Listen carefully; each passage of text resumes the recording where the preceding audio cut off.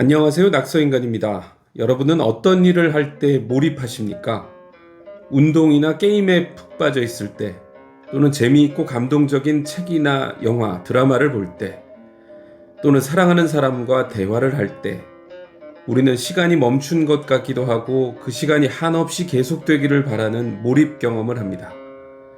아주 가끔은 일이나 공부를 할 때 몰입 경험을 하기도 합니다. 그럴 때면 집중력이 최고조에 이르면서 굉장한 성과를 낼 수 있는데요. 몰입 경험은 어떤 사람에게 언제 어떤 조건에서 일어나는 것일까요?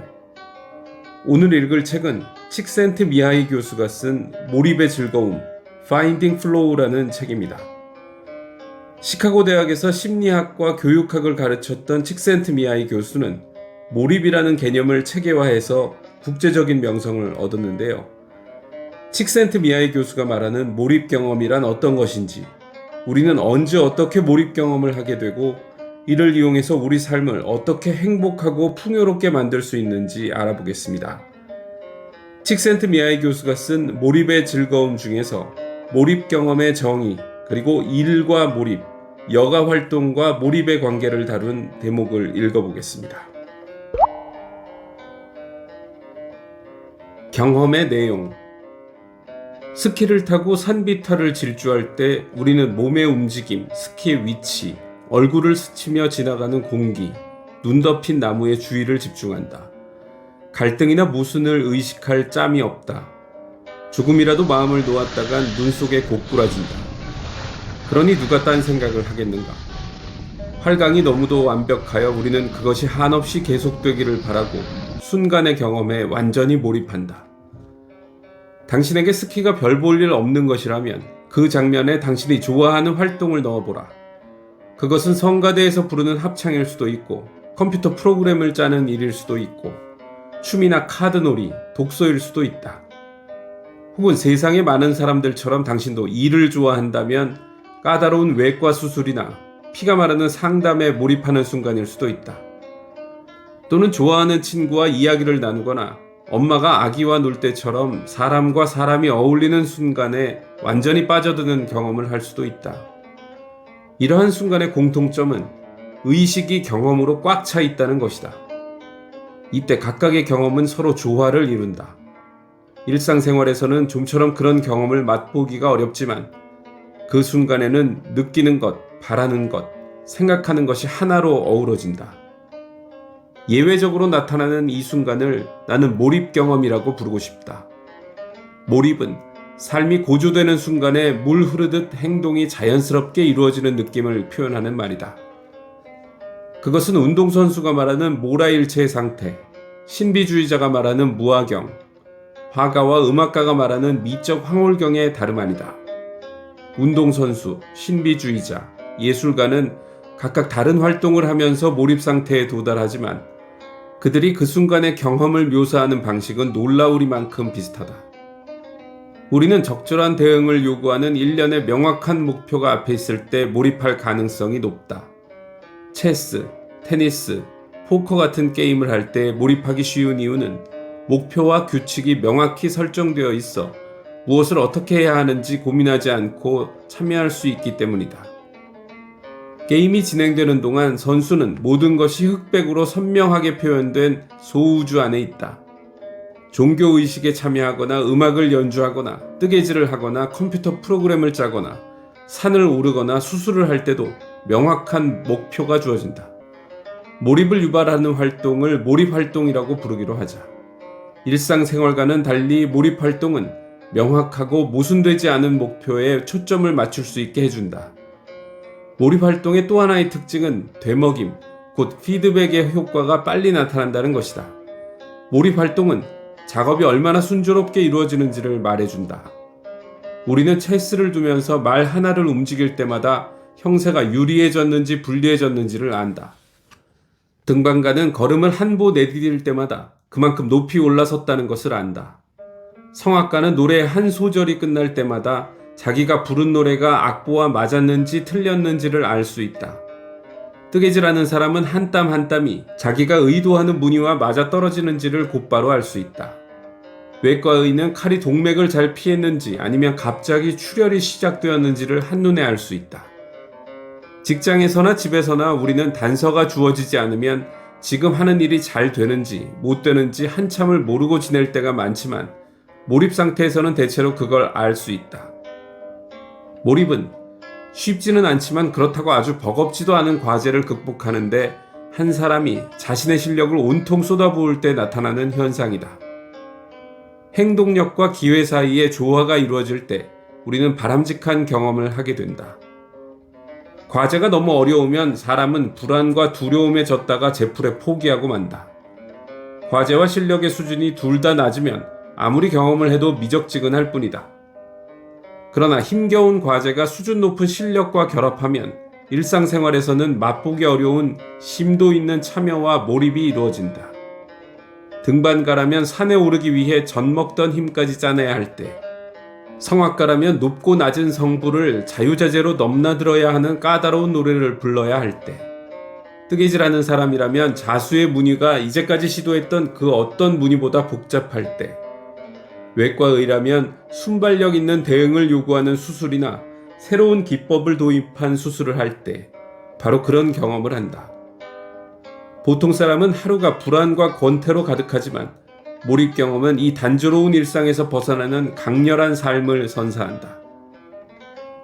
목표가 명확하고 활동 결과가 바로 나타나며 과제와 실력이 균형을 이루면 사람은 정신을 체계적으로 집중할 수 있다.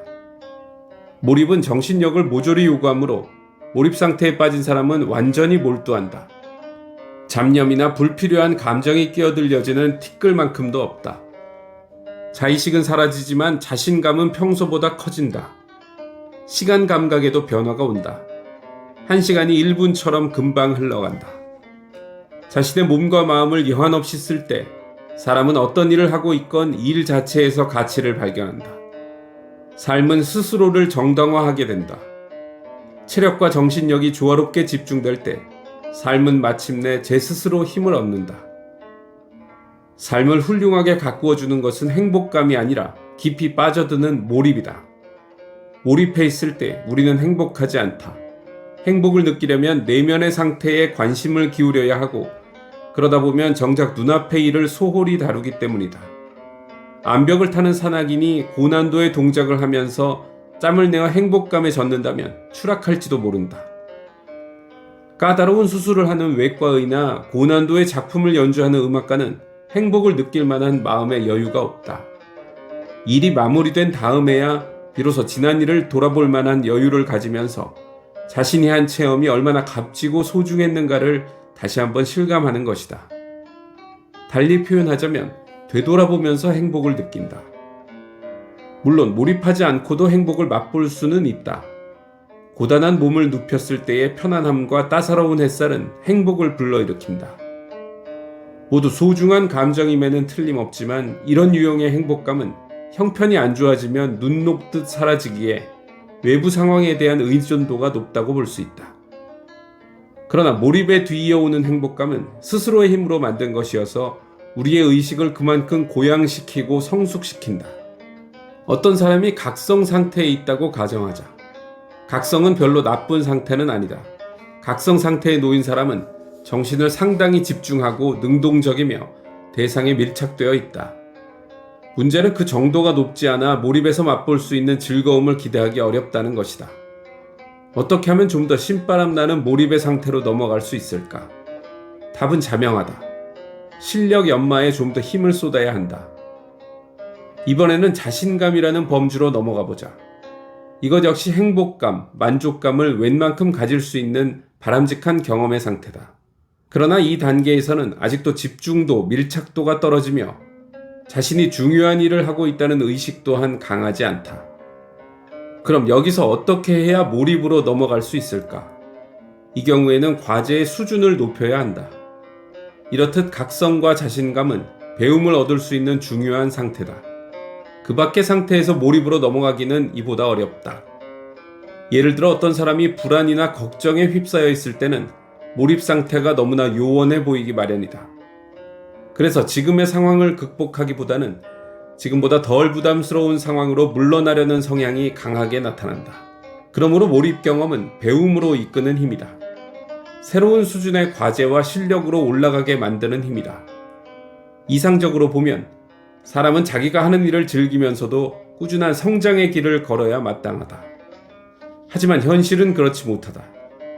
몰입의 단계로 넘어가기에는 권태와 무력감이 너무 강하여 비디오처럼 이미 나와 있는 규격화된 자극으로 우리의 정신을 채우거나 필요한 실력을 닦기도 전에 질에 겁부터 집어먹고 마약이나 술 같은 인위적인 이완제가 가져다주는 몽롱한 상태로 가라앉는다. 최적의 경험을 하려면 힘이 있어야 하는데 우리에게는 첫 발을 내디딜 기운조차 없는 경우가 흔하다. 사람들은 얼마나 자주 몰입을 경험할까? 가령 평범한 미국인에게 일을 하다가 거기에 푹 빠져들어 시간 감각조차 잃어버리는 경험을 한 적이 있는가? 라는 질문을 던졌더니 5명 중에 대략 1명꼴로 그런 경험을 자주 한다고 대답하였다. 어떤 사람은 하루에도 여러 번 그런 경험을 하는 것으로 보고되었다. 반면 15%는 한 번도 그런 적이 없다는 반응을 보였다. 국가별로도 이 비율은 크게 차이나지 않는 것으로 보인다. 가령 최근에 6,469명의 독일인에게 같은 질문을 던졌더니 다음과 같은 결과가 나왔다. 그런 경험을 자주 한다가 23%, 가끔 한다가 40%, 거의 못한다가 25%, 전혀 못한다가 12%였다. 물론 가장 강렬했던 몰입의 경험만 들도록 요구하면 긍정적 응답의 비율은 크게 떨어질 것이다. 사람들은 화초 가꾸기건 음악 감상이건 볼링이건 요리건 대체로 자기가 가장 좋아하는 일을 할 때 몰입을 경험하는 것으로 알려져 있다. 또한 운전을 할 때나 친구들과 이야기를 나눌 때 혹은 일을 할 때도 의외로 자주 나타난다. 텔레비전을 보거나 휴식을 취할 때처럼 수동적으로 임하는 여가 활동에서는 좀처럼 그런 체험이 보고되지 않는다. 명확한 목표가 주어져 있고 활동의 효과를 곧바로 확인할 수 있으며 과제의 난이도와 실력이 알맞게 균형을 이루고 있다면 사람은 어떤 활동에서도 몰입을 맛보면서 삶의 질을 끌어올릴 수 있다. 일과 감정. 하루의 리듬은 한마디로 정의하자면 고독으로 들어가기와 고독에서 빠져나오기다.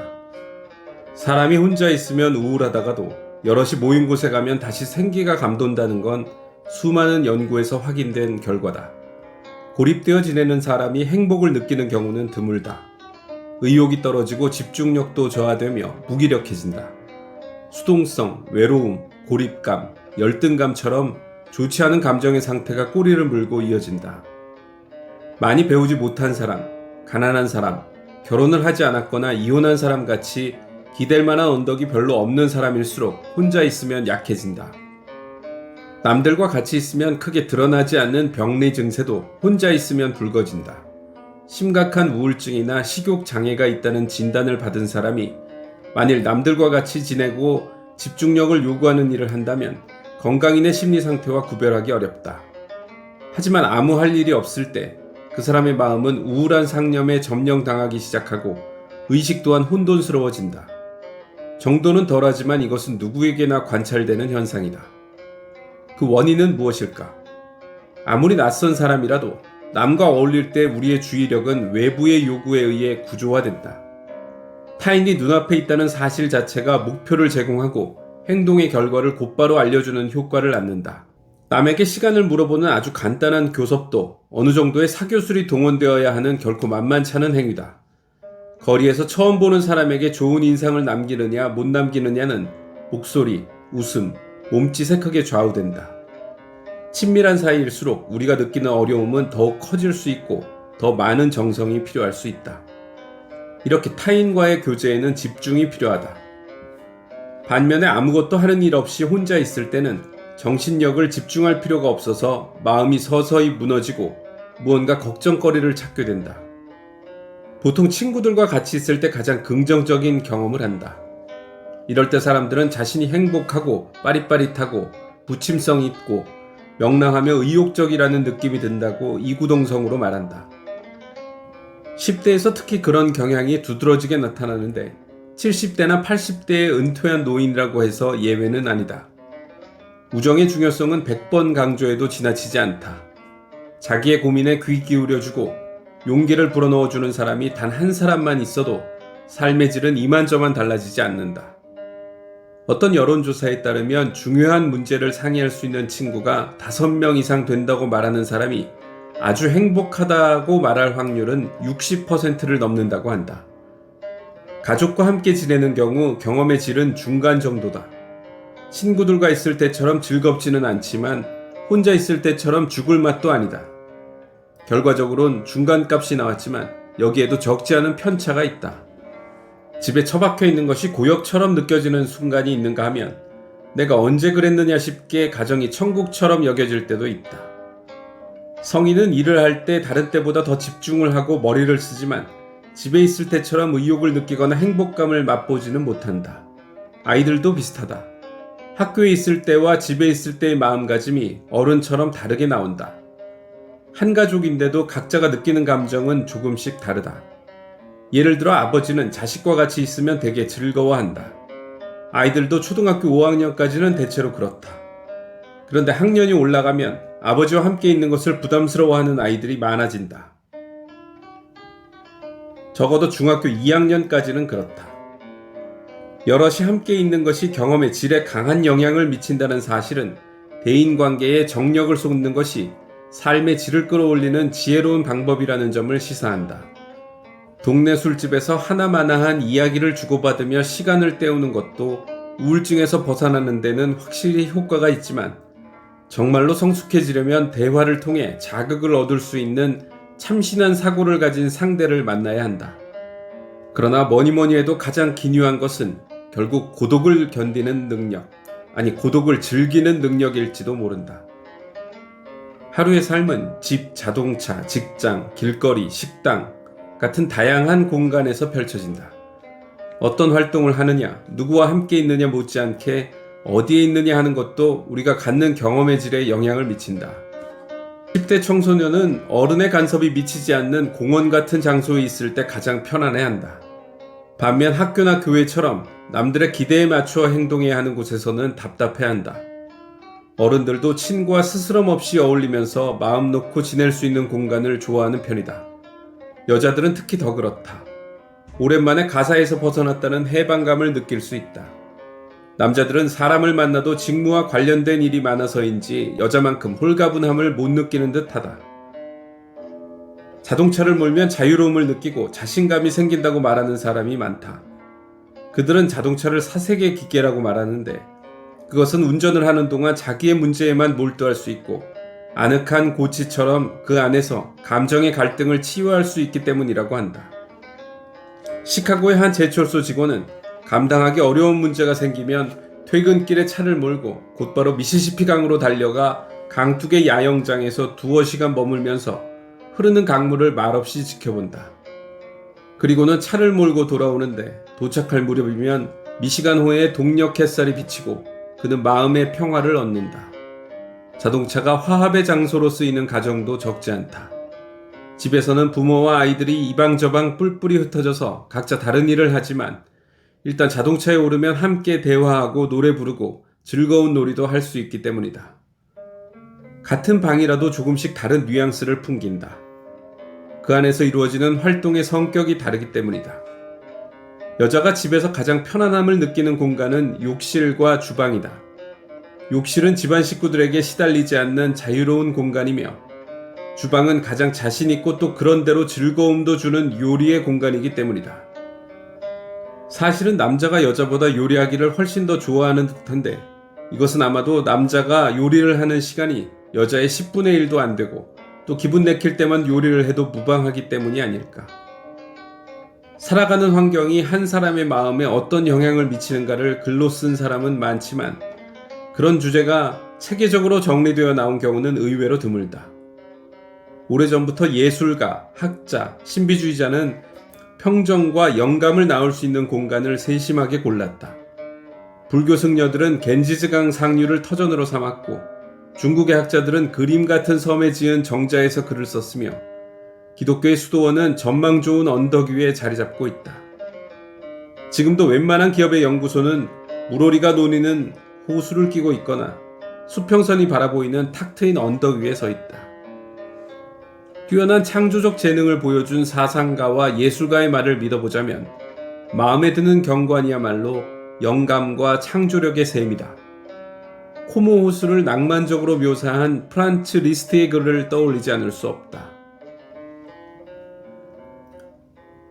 나를 둘러싼 자연의 다채로운 모습이 영혼 깊숙한 곳에 정감을 불러일으킨 듯했고 나는 그걸 음악에 담으려고 노력하였다. 1967년에 노벨 화학상을 수상한 만프레드 아이게는 전 세계 과학자들을 초대하여 함께 스키를 타고 과학적 토론을 나누던 스위스 알프스의 겨울 여행에서 가장 중요한 통찰을 얻은 적이 많았노라고 수뢰한다. 보어, 하이젠베르크, 찬드라세카르, 베테 같은 물리학자의 전기를 읽으면 만약 등산이란 것이 없고 밤하늘을 볼 수 없었다면 그들의 과학도 무르익지 못했으리라는 인상을 받게 된다. 경험의 질의 창조적 변화를 가져오기 위해서는 무슨 일을 누구와 하느냐 못지않게 어떤 여건에서 하느냐에도 신경을 써야 한다. 산책과 휴가는 마음을 깨끗이 하고 관점을 바꾸며 자기의 상황을 새로운 눈으로 바라볼 수 있는 절호의 기회다. 거추장스러운 물건을 버리고 자기의 취향을 살려 집이나 사무실의 분위기를 안락하고 편안하게 만드는 것이야말로 타성에 젖은 삶에서 벗어나려는 사람이 가장 먼저 시도해야 할 일인지도 모른다. 바이오리듬이 중요하다. 월요일은 특히 스트레스가 많이 쌓이는 날이다. 라는 말에서도 알 수 있듯이 하루의 질감은 아침부터 밤까지 시시각각으로 달라진다. 이른 아침과 밤늦은 시간은 바람직한 감정이 깃들기 어렵다. 반면 점심시간과 오후에는 바람직한 감정이 가장 활발해진다. 가장 큰 변화는 아이가 학교 교문을 나서거나 어른이 퇴근을 할 때 나타난다. 의식을 구성하는 모든 내용이 동일한 방향으로 변하는 건 아니다. 저녁 시간을 밖에서 보내는 청소년은 시간이 흐를수록 신이 나는 반면 스스로에 대한 통제감은 점점 사라진다고 실토한다. 여기서 말한 것은 어디까지나 전반적인 추세가 그렇다는 것이고 개개인의 차이를 무시할 수는 없다. 가령 아침잠이 없는 사람과 밤잠이 없는 사람은 시간을 활용하는 방식이 극명하게 다르다. 같은 일주일 안에서도 사람들이 싫어하는 요일이 있다고 하지만 대체로 사람들이 요일별로 느끼는 감정의 차이는 그리 크다고 볼 수 없다. 누구나 예상할 수 있겠지만 금요일 오후와 토요일은 일요일 저녁과 월요일 아침보다 조금 낮다. 하지만 그 차이는 예상외로 크지 않다. 중요한 것은 우리가 시간을 어떻게 설계하느냐다. 무의도식하는 사람에게는 일요일 오전이 괴롭게 다가오겠지만 미리 약속한 일이 있거나 교회에 예배를 보러 가는 낯익은 행사가 기다리는 사람에게는 일주일에서 가장 즐거운 날이 그날이다. 한 가지 흥미로운 사실이 눈에 띄는데 그것은 사람들이 주말에 그리고 때로는 공부나 일을 하지 않고 있을 때 두통이나 요통 같은 몸의 이상을 호소하는 빈도가 확연히 늘어난다는 점이다. 암에 걸린 여성도 친구들과 같이 있거나 무슨 일인가에 빠져 있으면 고통을 견디지만 아무 일 없이 혼자 있는 시간에는 살인적인 통증을 느낀다. 정신이 구체적 과업에 쏠려 있지 않을 때 몸은 자기 안에 벌어지는 현상에 민감하게 반응한다. 이것은 앞서 말한 몰입 경험과 같은 맥락이다. 박빙의 승부를 펼치는 체스의 고수들은 배가 고프거나 머리가 아파도 그것을 느끼지 못한다. 시합에 나선 선수들은 시합이 끝나기 전까지 통증과 피로를 까맣게 잊어버린다. 정신이 다른 곳에 집중되어 있을 때는 사소한 아픔 따위는 의식에 기록될 수 있는 기회를 갖지 못한다. 이 경우에도 역시 어떤 리듬이 나 자신한테 가장 맞는지를 발견하는 것이 중요하다. 누구에게나 좋은 요일이나 시간은 정해져 있지 않다. 반성 시간을 가지면 자신의 취향을 알아내는 데 도움이 된다. 더 일찍 일어난다든가 오후에 낮잠을 잔다든가 식사 시간을 바꾼다든가 하는 식의 다양한 실험을 시도하는 것도 최선의 리듬을 파악하는 데 유리하다. 여가는 기회인 동시에 함정. 일은 필요악으로 여겨진 반면 쉴 수 있는 것, 아무 일도 하지 않아도 되는 것은 모든 사람에게 행복에 이르는 지름길로 받아들여졌다. 여가를 즐기는 데는 특별한 재주가 필요 없고 아무나 즐길 수 있다는 믿음이 널리 퍼졌다. 그러나 현실은 정반대임을 보여준다. 여가는 일보다 즐기기가 더 어렵다. 마음대로 쓸 수 있는 시간이 주어져 있다 하더라도 그것을 효과적으로 쓰는 요령을 모르면 삶의 질은 올라가지 않는다. 그것은 절대로 사람이 저절로 터득할 수 있는 게 아니다. 정신분석학자 산도르 페렌치는 세기 말에 이미 환자들이 다른 날보다 일요일에 유달리 히스테리와 우울증 증세에 시달리는 경우가 많다는 사실을 간파하고 그것을 일러 일요신경증이라고 불렀다. 그 후로 휴일과 휴가 시간에 심리 상태가 오히려 악화된다는 사례 보고가 잇따랐다. 한평생 직장을 자신의 전부로 알고 살아온 사람은 퇴직을 하고 나서 만성 우울증을 앓는 경우가 많다. 연구조사에서 우리는 사람이 어떤 목표 하나에 집중할 때 심지어는 몸까지도 더 좋아진다는 사실을 알아냈다. 주말에 아무런 할 일 없이 집에 혼자 있는 사람들은 몸이 아프다고 호소할 때가 많다. 이 모든 증거들은 게으름이 사람의 천성이 아님을 시사한다. 목표가 없고 교감을 나눌 수 있는 타인이 없을 때 사람들은 차츰 의욕과 집중력을 잃기 시작한다. 마음은 자꾸만 흔들리고 불안감만 조성하는 해결 불능의 문제에 집착하기 시작한다. 마음이 붕괴되는 이런 최악의 무질서 상태를 피하기 위하여 사람들은 자기도 모르게 불안의 샘을 의식에서 지워주는 자극에 의존하게 된다. 그것은 드라마 시청일 수도 있고 연애소설이나 추리소설 같은 판에 박힌 이야기를 읽는 것일 수도 있으며 도박이나 섹스에 빠지는 것일 수도 있고 술이나 마약에 탐닉하는 것일 수도 있다. 이것들은 의식에서 벌어지는 혼돈을 짧은 시간 안에 줄여주지만 그 순간이 지나고 나면 남는 것은 허무감과 불쾌감이다. 사람의 신경계는 외부 신호에 관심을 기울이는 방향으로 진화해온 것은 사실이지만 중간중간 장애물이나 위험이 끼어들지 않은 상황에서 오래도록 한 곳에 마음을 모을 수 있는 단계까지 적응하지는 못했다. 내부에서 정신력을 자유자재로 운영할 줄 아는 사람은 극히 드물다. 성인들에게 여가 시간이 많이 주어지는 여유로운 사회에서는 마음을 분주히 만들기 위해 정교한 문화적 관습이 발전하였다. 바로 의식이나 춤, 그리고 때로는 몇 날 몇 주 동안 이어지기도 하는 경쟁적 시합 같은 것이다. 유럽사의 여명과 함께 시작된 올림픽 경기가 좋은 예라고 할 수 있다. 종교 활동이나 예술 활동을 기대하기 어려운 상황에서는 적어도 마을 전체가 끝없이 소문과 이야기 기회를 제공하였다. 할 일 없는 사람들은 커다란 나무 밑에 모여 앉아 담배를 피우거나 가벼운 환각 상태를 유발하는 입 따위를 씹으면서 하나마나한 이야기를 늘어놓으며 마음이 흐트러지는 것을 막았다. 지중해 지역의 카페나 북유럽의 맥주집에 가면 남아도는 시간을 이렇게 쓰는 남자들을 아직도 많이 만날 수 있다. 의식의 혼돈을 이런 식으로 피하는 방법도 어느 정도는 먹혀들지만 경험의 질을 긍정적으로 바꿔주지는 못한다. 앞에서 보았듯이 사람의 기분은 몰입 상태에 있을 때 절정에 이른다. 그것은 도전을 이겨내어 문제를 해결한 뒤 무언가 새로운 것을 발견하는 순간이다. 몰입을 낳는 활동은 대부분 명확한 목표, 정확한 규칙, 신속한 피드백이라는 공통점을 갖는다. 바로 이런 외적 조건들이 갖추어졌을 때 비로소 우리는 집중하고 긴장한다. 그런데 여가 시간에는 이런 외적 조건들을 찾아보기 힘들다. 물론 여가 시간에 운동을 한다거나 예술 작품을 감상한다거나 취미 활동을 하는 경우에는 몰입을 위한 조건이 갖추어진다.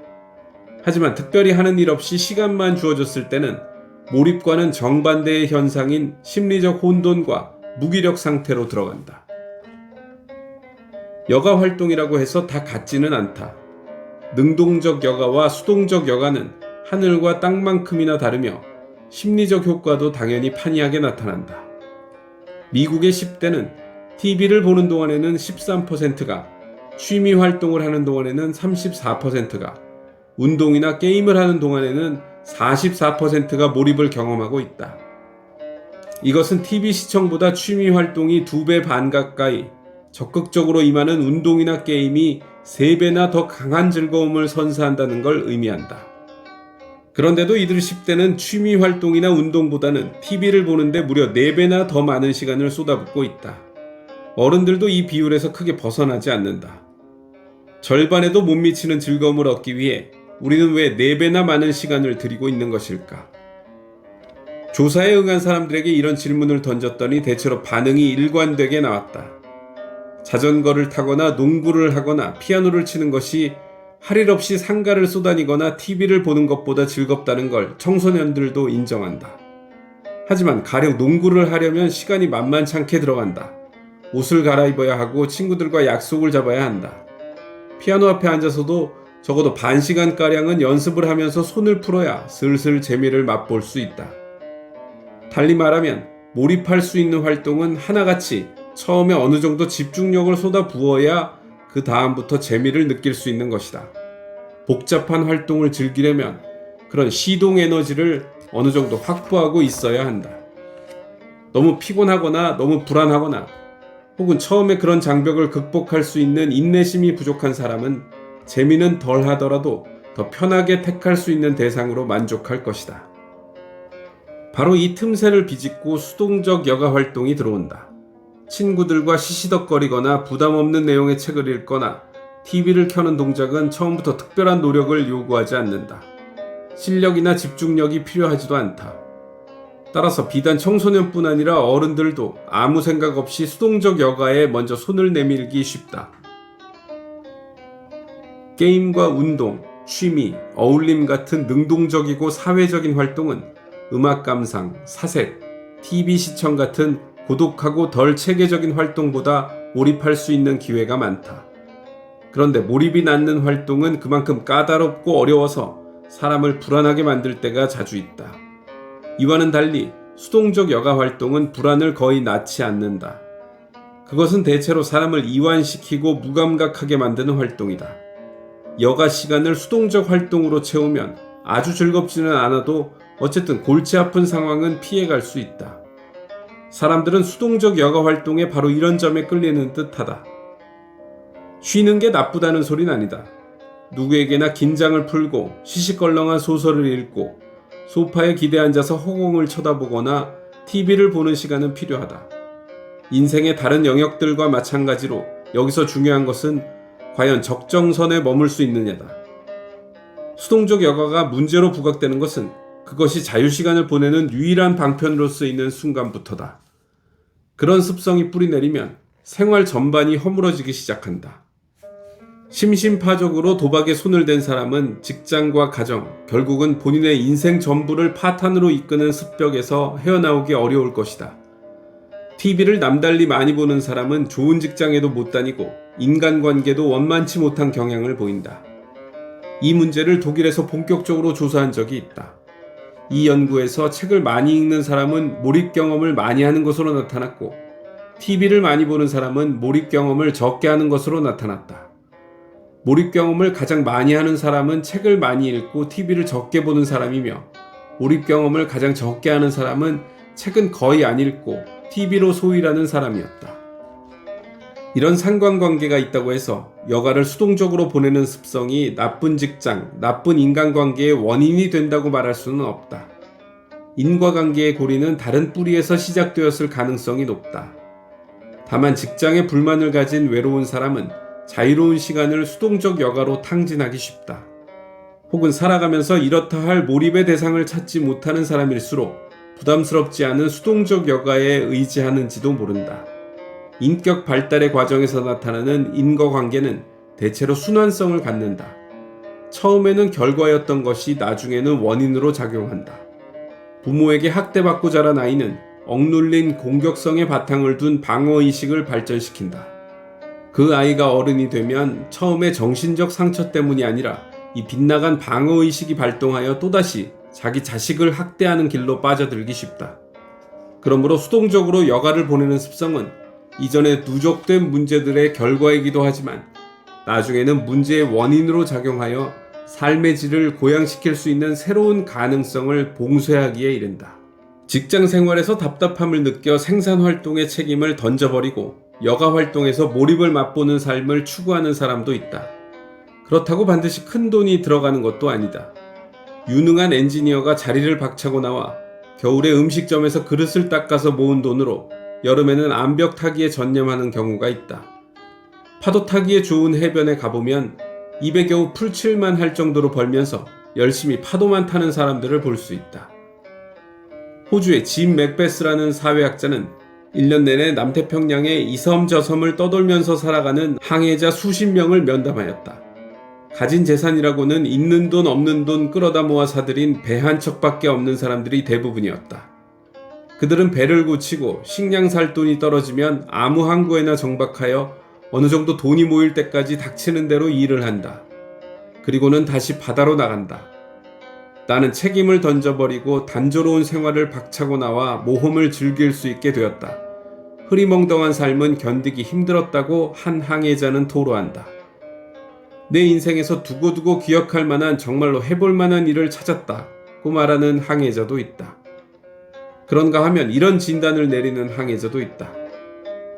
현대 문명은 라디오, TV, 나이트클럽을 비롯한 기상천외한 오락을 수도 없이 고안하여 얼핏 따분하게 여겨지는 땅과 해, 바람과 별로부터 벗어나 우리가 색다른 자극을 얻을 수 있게 해주었다. 이 오래전의 현실로 돌아가려는 것이 바로 항해다.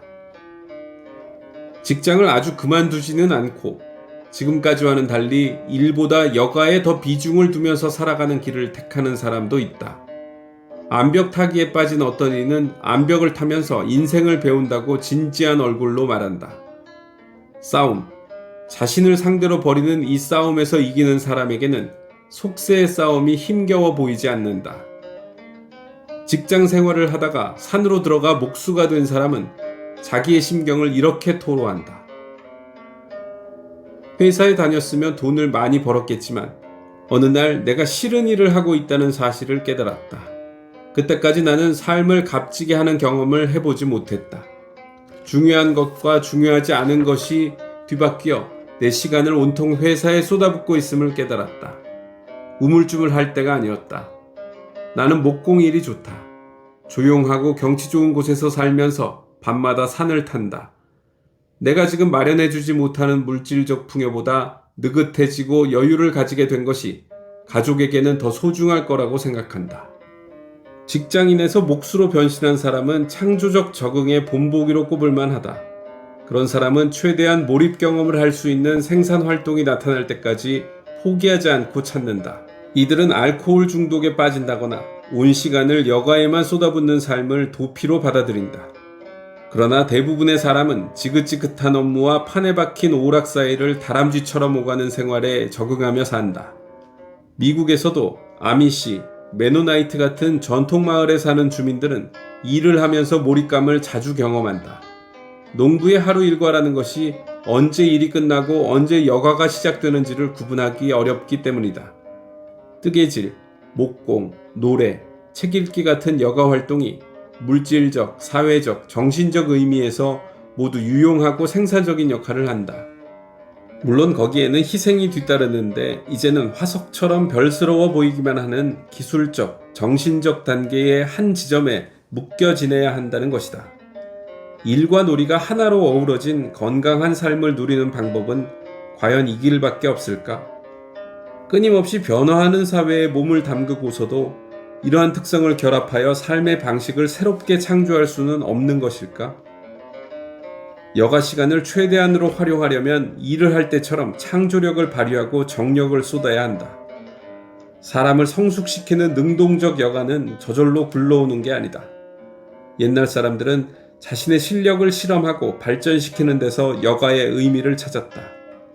과학과 예술이 전문화의 길로 들어서기 전까지만 하더라도 과학 연구, 시작, 그림 그리기, 작곡 등은 여가 활동으로서 이루어지는 경우가 상당히 많았다.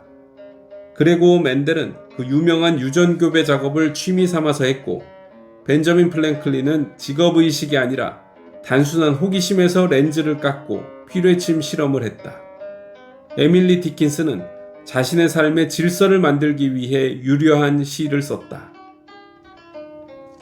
지금은 전문가만이 그런 주제들에 관심을 가지며 아마추어가 섣불리 나섰다가는 전문가의 영역을 건드렸다고 핀잔을 듣기. 그러나 단지 좋아서 어떤 일을 하는 아마추어는 자신의 삶을 흥미롭고 즐겁게 만들 뿐 아니라 모든 이의 삶을 값지게 한다. 여가를 창조적으로 활용할 수 있는 사람은 아주 특별한 재능을 타고난 것이 아니다. 모든 민속 예술은 일을 하고 남은 시간에 자신의 기량을 표현하려고 노력한 평범한 사람들이 이루어낸 것이다.